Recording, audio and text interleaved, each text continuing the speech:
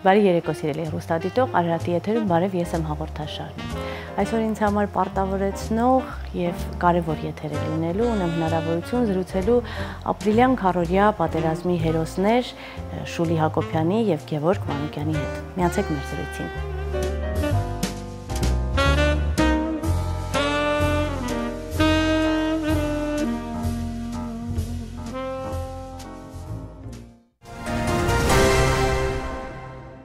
Բարի երեկո, շնորհակալ եմ հրավերն ընդունելու համար եւ ձեր ժամանակից մեզ հատկացնելու։ Բարի երեկո։ Եվ կուզեմ զրույցն սկսենք երևի ավելի շատ մտածողությունից, այսինքն շատերիս համար պատերազմ հասկացությունը հուշերի միջոցով է, ֆիլմերի միջոցով է, պատմվածքների միջոցով է, մեր երևակայության միջոցով է հասկանալի դառնում։ Դուք երիտասարդ, շատ երիտասարդ լինելով ունեցաք հնարավորություն բախվելու այդ երևույթին։ Ասում են պատերազմը հոտ ունի։ Ձեզ համար այդ հոտը զգալի է եղել եւ այսօր պատերազմի այդ հոտը, երևույթը, այդ տագնապը ձեզ տալիս է հանգիստ, կարողացել եք թողնել այն եւ փորձել քաղաքացիական կյանքով ապրել։ Միանշանակ այդ ձեր ասածի նման այդ հոտը մենք զգացել ենք, քանի որ երբ սկսվել են հենց այդ օրերին, հենց այդ առաջի գիշերվանից սկսվել է գործողությունները, բոլորս էլ զգացինք, որ ամեն անգամյա այդ խախտումները չէր, որոնք հաճախ նկատվում էր, եւ սա տարբերվում էր մնացածից, թե իր տարածքով, ընդգրկած տարածքով, թե իր ուժգնությամբ տարբերվում էր մնացածից եւ այդ ամենով հասկացվում էր, որ դա արդեն ոչ մշտական հարձակում է, այլ լայնամասշտաբ գործողություն, որն էլ հենց պատերազմն է։ Իսկ այսօր ձերբազատվել եք այդ զգացողությունից, չէ՞ որ բավականին դժվար է լինել այդ ամեն ինչի ներսում եւ հետո կարողանալ Փորձում ենք ձերբազատվել դրանից, մասամբ ստացվում է, մասամբ ոչ, բայց ամեն դեպքում աշխատում ենք ամեն ինչ անել, որ ինչ որ եղել է թողնենք անցյալում, չնայած այդ եղածից էլ շատ հետևություններ անել, եւ այդ ամենով հանդերձ միշտ պատրաստ լինել, վերսկսվելու դեպքում կարողանանք մեզ ճիշտ դրսևորել եւ հարկ եղած դեպքում ժամանակին ու ճիշտ գործողություններով Թշնամուն իր տեղը ցույց տալ։ Ձեզ համար Շուլի։ Մեր համար էլ նույնատիպ կարծիքներ կարող եմ հայտնել, սակայն ճիշտ ասած նշեց Գևորգը հանգարցակի նմանատիպ գործողություններ, եթե էլի լինեն, եթե էլի հայտնվում եք նույն իրավիճակում, այս անգամ լրիվ այլ է լինելու, քանի որ նույնի միջով մենք կանցնենք արդեն երկրորդ անգամ ավելի քիչ շատից փորձված, ավելի արդեն գիտակից։ Մենք այս ամեն ինչից հասկացանք մեր ավակ սերունդը, որ ասում էր այդ բարութի հոդը, մենք հասկացանք դա ինչ է։ Նաև շատ հարցերում արդեն սկսեցինք հասկանալ իրենց, թե ինչ է մարտական ընկերը, ինչ է կորուստը մարտի դաշտում։ Հաճախ եք մտովի վերադառնում այդ օրերին։ Վերլուծում, երկուսդ էլ սպորտսմեն եք։ Երկուսդ էլ տիրապետում եք այնպիսի մարզաձևերի եւ բացի դա դուք նաեւ շախմատով եք զբաղվել, կարծում եմ դա էլ ստրատեգի մտածողություն է ձևակերպում։ Այդ պահին, այդ կարողությունները, ունակությունները, մարմնի տիրապետումը, ավելի հավասարակշռված լինելու փաստը, ձեզ օգնել են, թե էմոցիաներն այնքան շատ են եղել, որ հետո անդրադառնալով գուցե եւ վերլուծեք եւ ասեք, որ ինչ որ նշանակություն կարող է ունենալ։ Դա գործողություններ կա, որոնք կատարել ենք ոչ այնպես, ինչպես հարկն էր, ոչ այնպես, ինչպես մեր ուժերի ներածին չափով, այլ կատարել ենք այնպես, ինչպես որ ժամանակն է թելադրել, տվյալ պահն է թելադրել, քանի որ մենք երբեմն այդ գործողությունները կատարելով այնքան ժամանակ չունենք երկար մտածելու, որպեսզի ավելի ճիշտ գործեինք։ Ճիշտ է, պատերազմը նույնպես նման է շախմատին, նույն գործողություններն են, ուղղակի տարբերությունն այն է, որ շախմատի դեպքում մտածելու ժամանակ ունես, իսկ պատերազմի դեպքում մտածելու ժամանակը այնքան շատ չի, եւ պետք է կարողանաս ավելի բարձրակարգ լինել, որպեսզի այդ սեղմ ժամկետում կարողանաս ճիշտ կողմնորոշվել եւ ճիշտ գործողությունների գնալ։ Իսկ հետո վերլուծել եք քայլերը։ Հետո միանշանակ վերլուծում ենք, փորձում ենք այլ ճանապարհ գտնել։ Այո, այլ ճանապարհներ, ինչպես որ կատարել ենք, այլ ձևով մոտենալ այդ գործողությանը, այլ նախագիծ ենք մշակում դրա համար եւ հասկանում ենք, որ կարող ենք ել ավելի լավ անել, չնայած որ տվյալ պահին դա կատարել ենք մեր առավելագույնը զուտ ժամանակի առումով։ Ձեր զենքը կարծես թե իգլան էր, չէ՞, եթե չեմ սխալվում։ Այո։ Ինձ թվում է, որ շատ կարևոր է, որպեսզի բացի նրանից, որ տիրապետում ես այդ սահմռկեցուցիչ երևույթին, նաև սիրես որպես կոնստրուկցիա, որպես ուսումնասիրության առարկա, արդյոք սիրելի է ձեզ համար այդ զենքը, թե ոչ, այդ տեսակը։ Մեր համար շատ սիրելի է, անձամբ իմ համար շատ սիրելի է եղել իմ զենքը եւ յուրաքանչյուր զինվորի համար, յուրաքանչյուր կռվողի համար պետք է իր զենքը իր համար սիրելի լինի եւ շատ մեծ նշանակությունը պետք է տա հենց առաջին հերթին իր զենքին, քանի որ եթե զինվորը կռվողը ընդհանրապես չսիրեց իր զենքը, այն կրիտիկական պահերին զենքը նրան դավաճանելու է եւ դրա համար պետք է, ոչ թե կարելի է, այլ պետք է սիրել զենքը եւ խնամքով վերաբերվել զենքին։ Իսկ մեր համար իմ զենքը շատ սիրելի է եղել, որը ուսումնական զորամասում սկզբնական ծառայության շրջանում ուսումնական զորամասում եմ ծառայել, այնտեղ եմ սովորել, մասնագիտացել, տիրապետել եւ շատ լավ է, որ կարողացել եմ տիրապետել, պահպանել զենքը եւ հարկ եղած դեպքում կիրառել արդեն մարտական գործողությունների մեջ եւ արդյունքի հասնել։ Եվ այնպիսի արդյունքի, որ հնարավորություն եք տվել շատերին ապրելու եւ այս կյանքը վայելելու։ Ես կուզեմ ձեր գնահատականը տալ սպորտը որքանով է ձեր մտածողության վրա ազդել եւ որքանով է ձեզ ամրացրել։ Չէ՞ որ վախեր են առաջանում, որոնք մարդկային են, բնական են, ոչ մեկ չի ծնվել այդ իրավիճակում եւ ձևավորվել, եթե նույնիսկ ձևավորվել է, միևնույն է մարդուն բնորոշ է վախը։ Եվ վախի հաղթահարումի համար կարծում սպորտը ինչ որ չափով իր դերը խաղում է։ Սա օգնել է ձեզ այդ վախերը դնել մի կողմ, հավատալ սեփական ուժերին, մտածել բնազդի պահպանման մասին։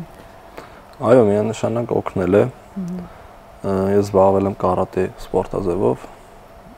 Ցանկներ ունեք։ Այո, մասնակցել եմ տարբեր մրցաշարերի, միջազգային, Եվրոպայի աշխարհարարությունների։ Ընդհանրապես այդ օրերին չնայած նայած մարտական գործողություն։ Ես նաև եղել եմ մարտական գործողության մեջ, որը ֆիզիկականը պետք էր եւ ֆիզիկականի արդյունքում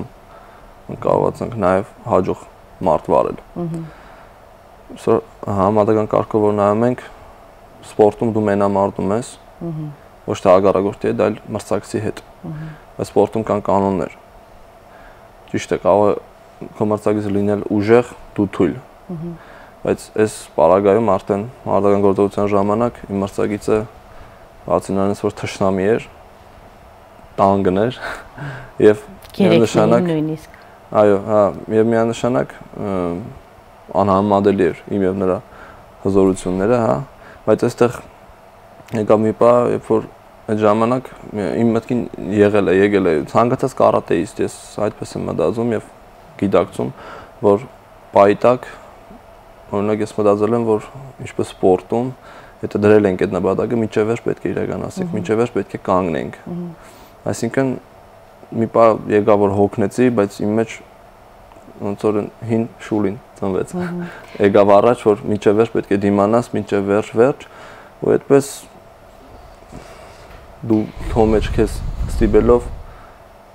արտասու կարողացանք։ Ես հենց այդ առումով էի հարցնում, ոչ թե թշնամու ընկալման, այլ ինքդ քո խնդիրների հաղթահարման այդ պահին, որովհետև սպորտը առհասարակ տալիս է կամային հատկանիշների զարգացում, էմոցիոնալ դաշտի տիրապետում, եթե մեկ ուրիշը լինելով երաժիշտ ավելի էմոցիաներին կտրվի, այն մարդը ով սպորտի մեջ է ձևավորվել, կզսպի իրեն, որքան էլ անհանգստություն լինի, վախ լինի, տագնապ լինի, բայց կարծում եմ դա ինչ որ չափով կօգնի։ Հա, միանշանակ լուր կտանի, գործի կտրուկ եւ փորձի ավելի շատ օգտակար գործողություններով զբաղվել։ Ընդհանրապես մարտական գործողությունների ժամանակ ես գտնում եմ, որ շատ սխալ է տրվել էմոցիաներին, որովհետեւ դա միմիայն խանգարում է։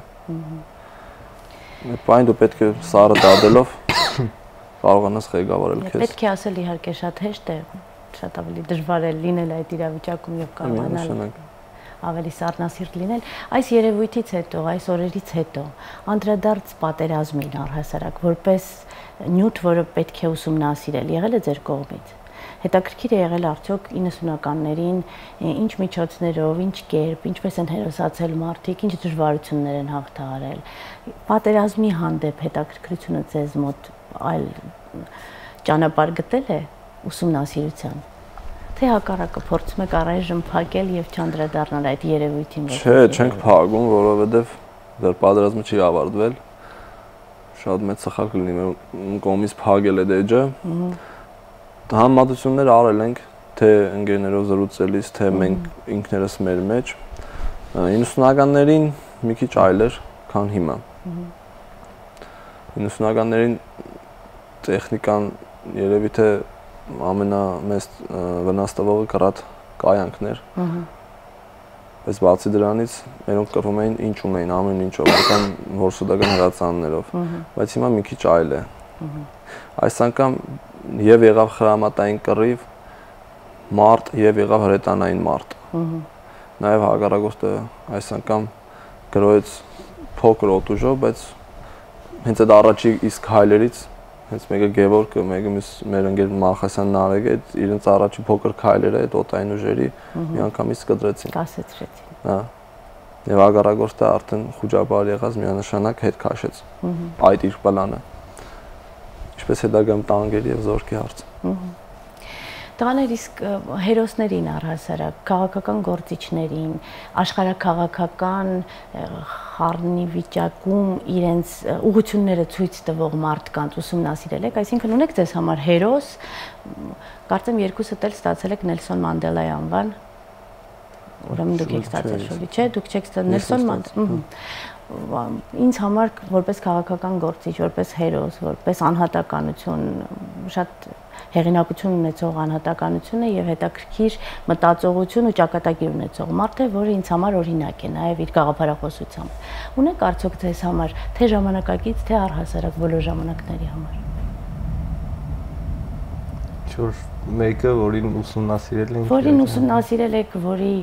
քայլերը ձեզ համար գնահատելի են, որի անհատականությունը ձեզ համար օրինակ է։ Կոնկրետ նշենք, հա։ Եթե կա ինչ-որ մեկը նշեք, թեկուզ եւ արցախյան հերոսամարտից, պատերազմից, շարժումից, այդպես կոնկրետ ուսումնասիրել ենք որոշ մարդկանց, օրինակ եղել են տարբեր բնակավարներում, թե գիտական առումով ինչ-որ բնակավարում, տարբեր հայ ազգի, թե այլ ազգի գործիչների, որոնց անձամբ ես փորձել եմ ինչ-որ չափով ուսումնասիրել եւ նրանց թե գաղափարները, թե մտքերը ինձ հոգեհարազատ է եղել եւ դրանով է պայմանավորված եղել այդ ուսումնասիրությունը եւ նրանցից ուզում եմ նշել օրինակ գերմանացի մտածող եւ ֆիլիսոփա Ֆրիդրիխ Նիցշեին, ում ես որոշ ժամանակ ուսումնասիրել եմ եւ շատ ինձ դուր է եկել նրա գաղափարախոսությունը, նրա մտքերը տարբեր թե հայ ազգի մեր ականավոր գործիչներից փորձել եմ ուսումնասիրել Վիկտոր Համբարձումյանի կյանքը եւ իր գործունեությունը, քանի որ աստղագիտությունը այդ աստղաֆիզիկանից նույնպես դուր է եկել եւ ինչ որ մի չափով իմ ներգայիս մասնագիտության հետ մեկտեղ փորձում եմ թեկուզ շատ փոքր չափով ուսումնասիրել նաեւ այդ ուղղությունը։ Իսկ ռազմական ոլորտից տարբեր թե նախքան մեր ծառայությունը եւ նախքան պատերազմը փորձել ենք ընդհանուր ուսումնասիրել։ Իսկ պատերազմից հետո որոշ չափով առավել ուսումնասիրել եմ Պետրոս Ղևոնդյանի կյանքը եւ նրա ներդրումը պատերազմին այդ Արցախյան ազատամարտին։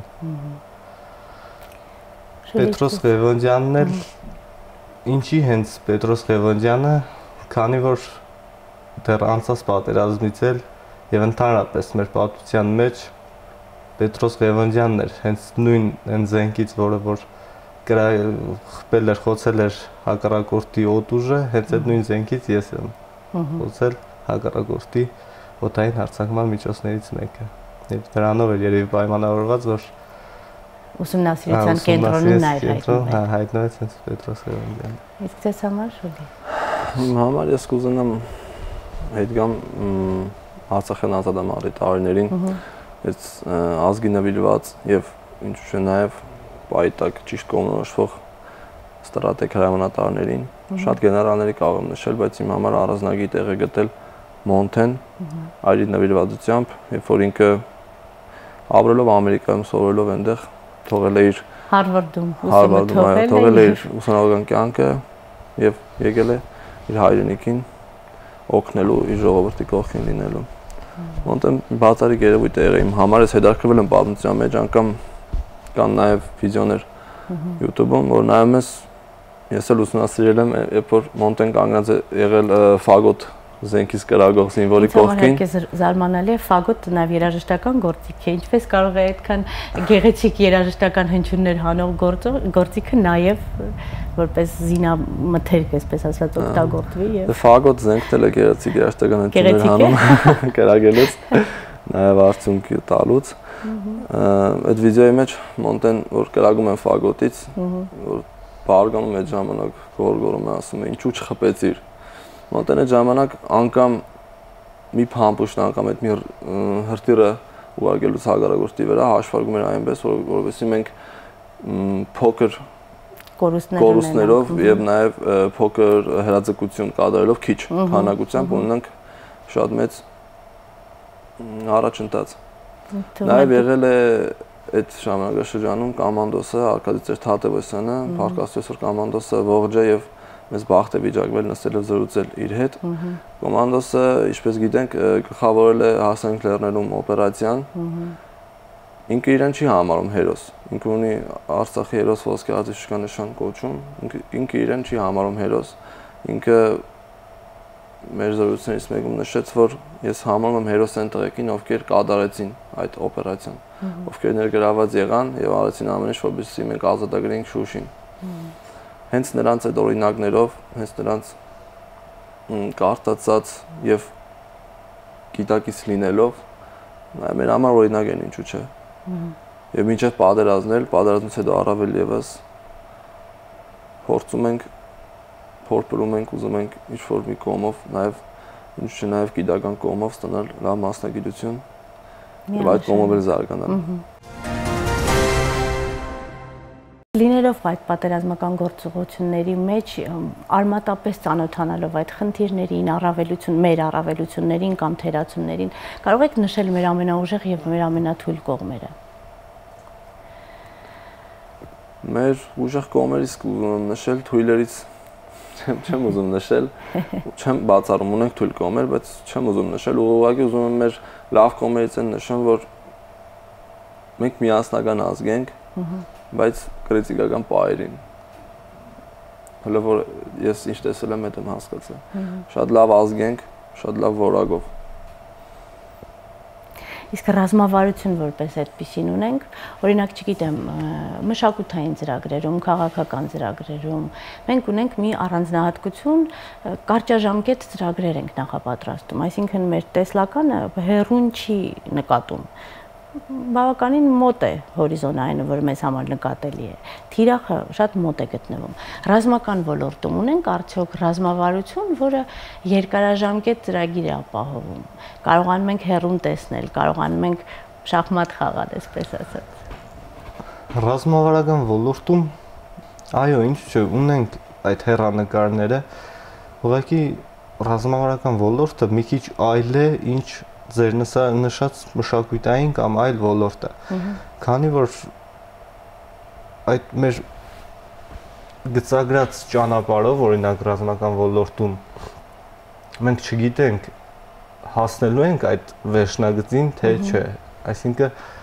դրա ընդհատումը, դրա արգելքները ավելի մեծ են ու ավելի հավանական, ինչ օրինակ մշակութային ոլորտում մենք կարող ենք ինչ-որ մի ծրագրեր մշակել եւ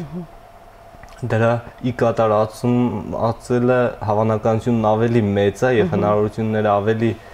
մեծ են եւ հեշտ տրվող ինչ ռազմական ոլորտում զուտ դրանով է պայմանավորված ռազմական ոլորտի այդ հեռանկարային լինելը, բայց եւ նույն հենց տեսանկյունից նայելով կարող ենք ասել, որ դա պետք է պայմանավորված լինի, թե ինչպես կընթանա հենց առաջին քայլից։ Եթե առաջին քայլից մինչև վերջ մեր նախագծածի նման ընթացավ, միանշանակ մենք ունենք շատ հեռանկարային այդ տեսակետները ռազմական ոլորտում, բայց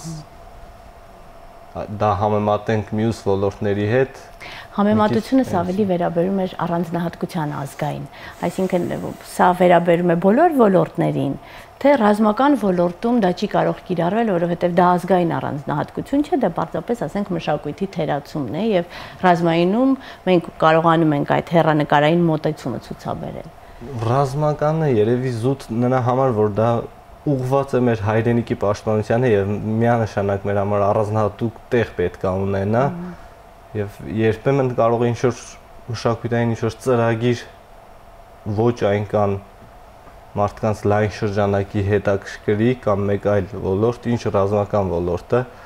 քանի որ դա ուղղված է մեր հայրենիքի պաշտպանությանը, մեր ազգի պահպանությանը եւ մենք բոլորս պետք է ուղղակի միշտ ամեն ինչ ուղենք հենց այդ ծրագրերի զարգացմանը եւ կատարմանը։ Եկեք վերադառնանք Երևան ու փորձենք հասկանալ, երբ այդ գործողություններից հետո, այդ անհատական հաջողություններից հետո, որովհետև ոչ միայն դուք կարողացաք ձեր կյանքը փրկել, այսպես ասած, այլ ձեր շրջապատի, ձեր ընկերների, մեր բոլորի խաղաղությունը ապահովեցիք, բայց ներքին մեծ կորուստներ ունեցաք, չէ՞, բացի ընկերական կորուստներից ունեցաք նաև ներքին մեծ կորուստներ եւ վերադարձաք ընկալումը միջավայրի ինչպիսին էր ձեզ համար, որքանով էր այն ներդաշնակ, որքանով էր այն հասկանալի, որքանով էր այն ընդունելի, ձեզ հարմարավետ եք զգում միջավայրում մարդկանց հետ, որոնց հետ նախքան դա կրթվում եք, նախքան դա զրուցում եք, կիսվում եք էմոցիաներով, նույն հարթության վրա եք, նույն բարձրության վրա եք, նույն էմոցիոնալ ալիքների վրա եք, թե ձեր աշխարհն արդեն ուրիշ է։ Միանշանակ ուրիշ էր։ Այն մարդկանց ուրիշ աչքերով ենք նայում, մեզ թվում է լրիվ ուրիշ տեղ ենք ընկել։ Այդ օրերին նոր զորացրված դե բացի դրանից, եթե այս օրերը չլինեին, որպես զուտ ծառայությունից հետո միանշանակ սպասում ենք, որ պետք է անսովոր լինի։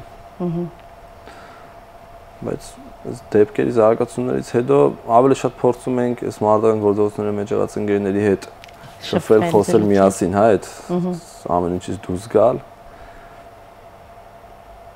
Բայց միանշանակ կողքից նաև այդ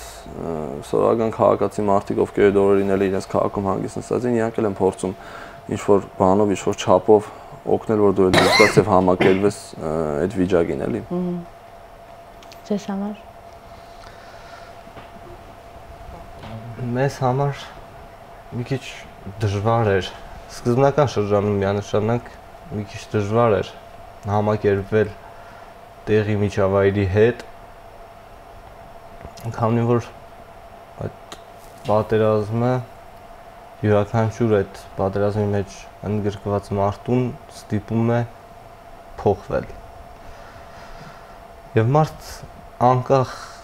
այսինքն պատերազմի մասնակիցը անկախ իր կամքից սկսում է ավելի ագրեսիվ դառնալ, որովհետև իր շրջապատում պատերազմի ժամանակ ամեն ինչ այդ ագրեսիային է ուղղված, ամեն ինչ ագրեսիա է բերում։ Եվ երբ գալիս ես այս քաղաքացիական կյանքում, մի քիչ սկզբնական շրջանում դժվար էր համակերպվել, չնայած մենք փորձեցինք ամեն կերպ այնպես դասավորել մեր կյանքը, որպեսզի հնարավորության չափով շուտ կարողանանք համակերպվել այս նորմալ կյանքին եւ ներդաշնակ լինել եւ ինքնաբավ։ Ինձ համար այնքան կարեւոր է եւ այնքան հուզիչ է, երբ փորձում եմ պատկերացնել դա շատ քիչ է։ Պետք է լինես այդ իրավիճակում, որ այդ զգացողություններն ունենաս, բայց ամեն դեպքում երբ փորձում եմ պատկերացնել, ես չեմ պատկերացնում որքան մեծ պետք է լինի մարդու սիրտը, որպեսզի այդ իրավիճակից հետո, պատերազմական զգացողություններից հետո շարունակի մարդկանց սիրել։ Որովհետև մահը, կյանքը հավասարվում են, ամեն ինչը նույն գծի վրա է, ձեր նշած ագրեսիան, չարություն, անհասկանալի, անտրամաբանական երևույթ, պատերազմ, որը վերահսկելի է մարդկանց կողմից եւ մարդիկ նախաձեռնում են միտումնաբար մյուս մարդկանց տեսակի վերացումը։ Դրանից հետո շարունակել սիրել մարդկանց, շարունակել սիրել մասնագիտությունը, շարունակել հավատալ աշխարհին շատ դժվար է եւ շնորհակալ եմ, որ լինելով այդքան երիտասարդ, լինելով այդքան զգացմունքային տարիքային շրջանում կարողացել եք հաղթահարել եւ հիմա այսքան լուսավոր ու ջերմ աչքերով նայում եք եւ ինձ եւ միջավայրին։ Շնորհակալ եմ։ Մասնագիտության հարցում որքանով է կարևորում, երբ արժեհամակարգի տատանումներ են լինում, մարդն իր համար ինչ որ կետեր է սկսում որոշել, որ այսպիսի դեպքից հետո, այսպիսի դժվարություններից հետո ես պետք է հասկանամ, որ անհատի կայացման համար, պետականության ամրացման համար կա մի ճանապարհ, որ ինձ համար կարևոր է եւ ես կընտրեմ։ Այս հարցում կրթարանը, կրթությունը,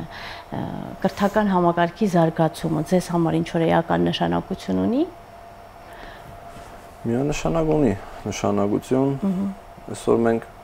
ծառայությունից հետո ցանկացել ենք եւ շարունակել ուսումը համալսարանում։ Ես ուսումը շարունակում եմ Երևանի Պետական համալսարանի տնտեսագիտության եւ կառավարման ֆակուլտետում։ Հիմա դե կռիվ, բայց հիմա էլ փորձում ենք այս կյանքում, այս դաշտում էլ, դառնանք լավ մասնագետներ, որպեսզի հետո ուսումից հետո արդեն որպես հասուն մասնագետներ որտեղ արդեն այս ուղղությամբ օգուտ տալ մեր պետությանը։ Ձեզ համար։ Իմ համար նույնպես մեծ նշանակություն ունի կրթական այդ համակարգը մարդու կյանքում եւ կարևոր չէ ինչ ոլորտ մենք կընտրենք։ Այդ ոլորտի ընտրությունը երևի պայմանավորված է նրանով, թե ինչքանով է դա հոգեհարազատ մեզ։ Իսկ եթե մենք որևիցե ոլորտ ընտրել ենք արդեն, ուրեմն եթե ամեն մարդ իր աշխատանքը հնարավորության չափով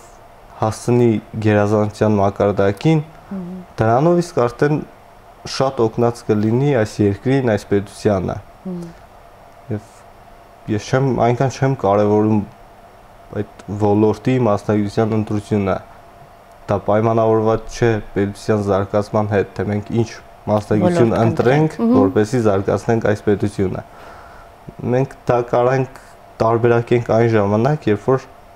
ուզում ենք տվյալ ոլորտը համապատասխանեցնել մեր տեսակի հետ։ Եվ այլ բան է ընտրած մասնագիտությամբ օգտակար լինել երկրի, պետության, ազգի զարգացմանը։ Եվ ելի եմ կրկնում, եթե յուրաքանչյուրս հնարավորության չափով շատ լավ կատարենք մեր աշխատանքը, որը ի դեպ հնարավոր է, անհնարին չէ, դրանով իսկ շատ օգնած կլինենք եւ մեզ, եւ մեր երկրին, եւ մեր ազգին, եւ մեր պետությանը։ Ես վստահ եմ, որ դուք ունեք այնպիսի հատկանիշեր, որ միանշանակ արդեն օգտակար եղել եք եւ կլինեք, բայց հետագա զարգացումն էլ միանշանակ պատվով կրելու եք։ Ունեք երազանք։ Եվ հատկապես երազանք, որ ավելի ցանկալի է դարձել հենց այդ պատերազմից հետո։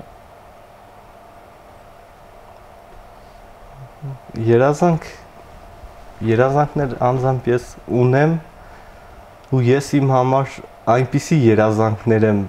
ասես ասած, ընտրում, որոնք լինեն նպատակ։ Հա, որոնք չէ, որոնք ոչ թե լինեն նպատակ, այլ որոնք հենց երազանքել մնան։ Այսինքն, որ դա զուտ այսպես մի պահ երազելու նյութ լինի։ Իսկ այլ բան է նպատակները եւ ունեմ նաեւ նպատակներ։ Ես դրանք առանձնացնում եմ իմ կյանքում, այսինքն երազանքները եւ նպատակները առանձնացնում եմ։ Նպատակները դրանք փորձում եմ դիտարկել որպես ռեալ, այսինքն այնպիսի մի բաներ, որոնց ես ամեն ինչ իմ կյանքում տեղ գտած ամեն ինչ ուղղելու եմ այդ նպատակներին հասնելու համար։ Իսկ երազանքները զուտ այդպես սիմվոլիկ, որպեսի երազել։ Գաղտնի երազանքներ են, թե այնպես երազանքներ են, որոնցով կարող եք կիսվել նաև։ Դից կիսվելու չի։ Լագի երազանքներ են։ Լավ, թողենք այդ գաղտնիքը առայժմ չբացահայտված, ձեզ համար կան այդպիսի երազանքներ։ Ճիշտ ասես Գևորգը, եթե նպատակ ունես,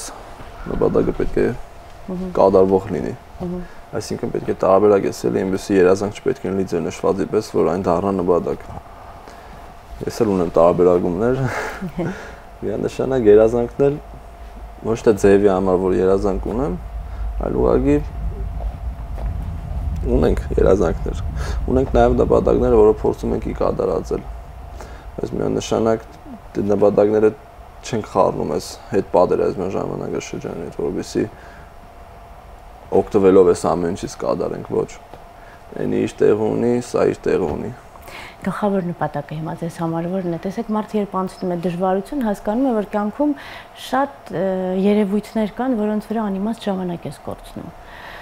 Խռովություն է լինում, չգիտեմ, դժգոհություն է լինում, ներքին պայքար է լինում, երբ կյանքում օրհասական պահեր են լինում, երբ կյանքն ու մահը հավասարված են, գիտակցություն է գալիս, որ կան երևույթներ, որոնք ավելի կարևոր են եւ հենց դրանք պետք է արժևորել։ Այս պատերազմից հետո ձեր գերխնդիրը, գերնպատակը ո՞րն է։ Այդ ամեն ինչի միջով անցնելուց հետո, երբ որ հասկացանք կյանքի արժեքը, կյանքի գինը, միանշանակ այդ հայացքների փոխվելուց հետո հիմա մենք հասկացել ենք մի բան, որ երբեք չպետք է ուսահատվես եւ ուսալքվես։ Որովհետեւ այն կրիտիկական պահերին, որ մենք մեզ չկորցրեցինք, մենք չկորցրեցինք նաեւ մեզ եւ մեր ընկերներին։ Այսօր ես զորացումից հետո որոշեցի շարունակեմ ուսումս, որովհետև ճիշտ է կյանքում ինչքան սովորես, այդքան սովորելու տեղ ունես։ Բայց հիմա ես փորձում եմ կրթվել, ստանալ մասնագիտություն եւ գիտելիքներ, որովհետեւ կարողանամ առաջ շարժվել։ Ձեզ համար։ Իմ համար կոնկրետ նպատակները երևի ստեղծել ինչ-որ մի շրջապատող ես թեկուզ մարդկանցով, թեկուզ աշխատանքով այնպիսի մի շրջապատ ստեղծել, որպեսզի այդ շրջապատում ես ապրեմ եւ իմ անցկացրած յուրաքանչյուր թե օրը, թե ժամը ինձ դուր գա։ Իմ համար դա շատ հաճելի լինի եւ այդքանով երևի ես հասած կլինեմ իմ նպատակներին եւ դրանից ավել ինչ-որ բաների մենք չենք ակնկալում, ինչ-որ նյութականին հենց պատերազմ տեսնելուց հետո արդեն սկսում ես նյութականը լրիվ արժեզրկվում է։ Լրիվ արժեզրկվում է։ Ճիշտ է դա երբեմն միջոցներ է, բայց դա առաջնային տեղ չի գրավում։ Եվ զուտ այդ այնպիսի մի հատ շրջապատ եւ այնպիսի կյանք, կոնկրետ հենց կյանք ստեղծել, որպեսզի իմ այդ կյանքում ես ապրեմ եւ ինձ դուր գամ, այդպես ասած։ Շատ հետաքրքիր է, միջավայրը սիրառատ լինի։ Լինեք շրջապատված մարդկանցով, ովքեր ձեր տված սերը անպայման կփոխադարձեն, ինձ թվում է այդ դեպքում դուք ձեզ դուր կգաք, որովհետև հարաբերությունները կլինեն առողջ ու գեղեցիկ։ Ինձ հետաքրքիր է նաև ինչն է ձեզ երջանկացնում, որովհետև մեծ դժվարություններ տեսնելուց հետո ինչն է ուրախացնում։ Կարող է շատ փոքրիկ բանը ուրախության առիթ լինել, իսկ կարող է եւ աշխարհի ամենածիծաղելի երևույթին առնչվելով, աշխարհի ամենաերջանկացնող երևույթին առնչվելով, այդ բերկրանքի զգացումը կորցնել։ Ունեք արդյոք այդ զգացումը, չգիտեմ, բակային ֆուտբոլի լավ հաջող գոլից կարող եք երջանկանալ կամ լավ համերգին ներկա լինելով, կա այդ զգացողությունը, թե պատերազմը նաև այսպիսի կորուստներ է տվել։ Կորուստներ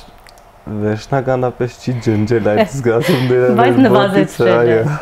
բայց միանշանակ նվազեցրել է։ Քանի որ այնտեղից հետո չգիտեմ, ոնց բացատրեմ։ Մի քիչ արդեն սկսում է մեր հետաքրքրությունը կամ ընդհանրապես այդ երջանկանալ կոչվածը, դա շատ քիչ բաներ են, որ կարողանում են ազդել դրա վրա։ Եվ շատ թակում բաներ կարող են ազդել մեր այդ զգացումների վրա, որոնք երբեք չէինք նկատել մենք ու հիմա արդեն սկսում ենք նկատել։ Օրինակ կարող ենք մենք ինչ-որ մի ազատ տարածությունում, դա կարող է լինել ինչ-որ, չգիտեմ, հանրապետության հրապարակում կամ օրինակ ինչ-որ մի ուրիշ զբոսայգում շրջելիս լինենք եւ նկատենք մի հատ փոքրիկ երեխայի հայացք, ուրախ հայացք եւ դա շատ երջանկացնի մեզ, որը անցյալում երբեք չէինք նկատի մենք։ Եվ դա այնպիսի մի բան է, որը չգիտեմ, չենք կարող մենք տվյալ պահին բացատրել կոնկրետ ինչ-որ մի երևույթ, որը կերջանկացնի, մյուսը չի երջանկացնի։ Բայց դա մեր պարտավորությունն է, մենք հիմա պետք է մեծ ծառայություն մատուցենք ձեզ եւ փորձենք ձեր երջանկությունը ապահովել։ Մեր սիրով, մեր գնահատանքով, մեր վերաբերմունքով, մեր հոգատարությամբ, որովհետև մենք իսկապես բոլորս խոնարհվում ու շնորհակալ ենք ձեր առջև։ Ձեր արած քայլերը իսկապես հերոսություն են։ Դա պետք է մեծ ներուժ ունենալ, մեծ սեր ունենալ, լավ դաստիարակություն ունենալ։ Պետք է շնորհակալություն հայտնել ձեր ծնողներին, որ կարողացել են այսպիսի ազնիվ տեսակներ ձևավորել, որոնք պետք եղած պահին մոռանում են իրենց ինքնությունը, իրենց մարմնական գոյությունը եւ ամեն ինչ անում, որպեսզի պաշտպանեն հայրենիքը, պաշտպանեն իրենց մայրերին եւ այն զավակներին, որոնց տեսնելիս պահարպահ կարող եք երջանկություն ապրել։ Ինձ հետաքրքիր է, երկուստ էլ Շիրակի մարզից եք եւ այդ տարածաշրջանը ունի գեղեցիկ առանձնահատկություններ։ Հումորը օգնել է պատերազմում։ Հումորը պատերազմում կորցրել էիք։ Չէ, մի պահ կորցրել էիք, հետո հետ վերադարձրեցինք միանշանակ։ Օգնում է այնքանով, որ մի պահ կարող է զուտ ցրվել։ Եվ նորից հետ վերադառնալ իրականություն։ Զուտ այդքանով, ինչ-որ մի պահ ցրվելու համար, ինչ-որ մի պահ մի քիչ ավելի ժպտերես անցկացնելու համար։ Զուտ այդքանով իսկ ժպիտը իրանով դա արդեն լավ կողմ է եւ այդքանով կարող ենք ասել, որ օգնել է ինչ-որ մի չափով, ինչ-որ մի տեսանկյունից օգնել է։ Ժպտացեք հաճախ, որովհետև գրողներից մեկն էր ասում, այս պահին չեմ հիշի, որ ժպտացեք, գուցե փողոցում որևէ մեկը ձեր ժպիտը նկատի եւ սիրահարվի։ Սիրահարվելու առիթ կարող է լինել, թեպետ վստահ եմ, որ դուք ժպտակ, շատ խոհեմ հայացքով նայեք, տխրեք, թե բարգացած լինեք, հիմա բոլորի ուշադրության կենտրոնում եք եւ շատերն են սիրահարված, սպասում այն պահին, թե երբ կունենան հնարավորություն ձեզ հետ առնչվելու եւ զրուցելու եւ շփվելու եւ այդ էմոցիաները փոխանակելու։ Շատ հաճելի է տղաներ, իսկապես ինձ համար բավականին բարդ է այսօրվա հաղորդումը, որովհետեւ զգացմունքային է շատ։ Թեպետ սպորտի գնացել եմ, բայց ամեն դեպքում դա այն սպորտի տեսակը չէ, որը տվել է մարմնի եւ զգացմունքի բացարձակ տիրապետում ապահովելու։ Անչափ շնորհակալ եմ, որ գտաք ժամանակ, գտաք տրամադրություն, եկաք եւ կիսվեցիք ինձ հետ հեռուստադիտողի հետ։ Ունենք վերջնահարց, որի պատասխանը կուզեմ երկուսից էլ լսել։ Ես եմ ասելով ինչ եք հասկանում։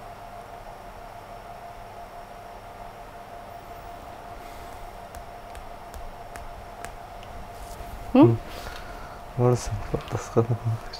Ընտրեք, տեսեք, ձեզնից ով է սկսում։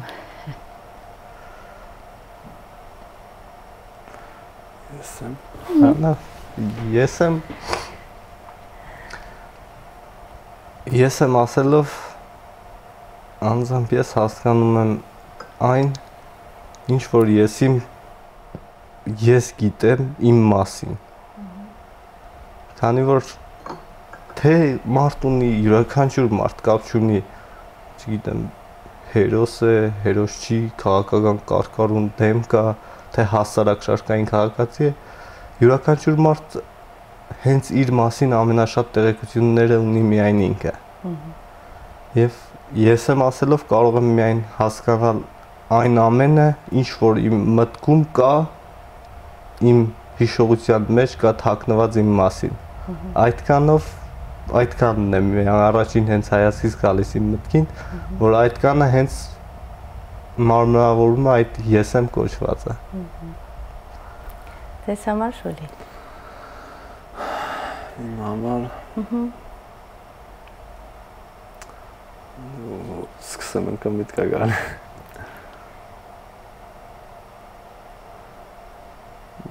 Ես եմ ասելով